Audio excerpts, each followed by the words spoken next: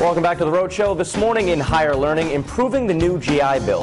Since taking effect last August, the new GI Bill has helped more than 275,000 veterans, service members, and their families get financial assistance for college. But some veteran groups are saying there need to be some changes in the law to fill gaps in the coverage to all veterans. Joining me now is Peter Kerwin from the Rhode Island Higher Education Assistance Authority. Good morning, Peter. Good morning, Ben. How are you? Good, good, good. What are some of these new problems that they're trying to fill and trying to... Yeah, well, I mean, first things first, I mean, the law has been an enormous success. I mean, any time that you're helping hundreds of thousands of veterans and their families get access to college education, you're doing a good thing. Yep. So, I mean, but the problem is, from the outset, when the bill was passed, there were a lot of problems implementing it.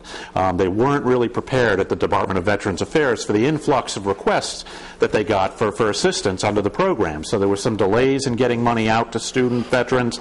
That's pretty much been overcome now, and we're at a point where the program's on track and it's working very well. And what it was meant to do was replicate the original GI Bill, which was an enormous success after World War II in getting an entire generation of Americans onto college campus when they could never have dreamed of doing that before. And it really led to an incredible, economic return for the country, really helped build the system we have today of higher education.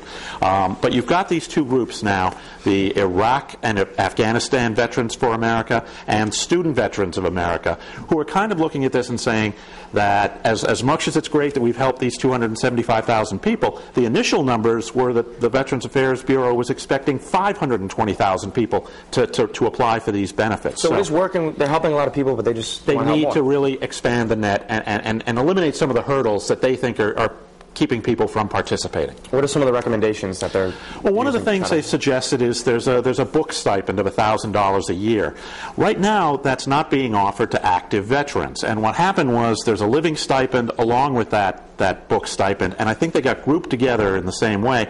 And active veterans don't get that living stipend because obviously, if they're active, they're either living on base now or getting an off-base housing allowance, so there was no need to provide that. But the book, obviously, they need to get books, so you need to give them that book stipend.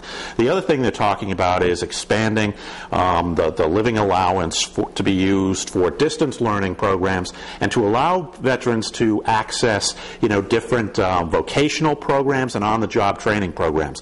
When veterans are coming back from years of service, they're sometimes a little hesitant to go to a four-year college.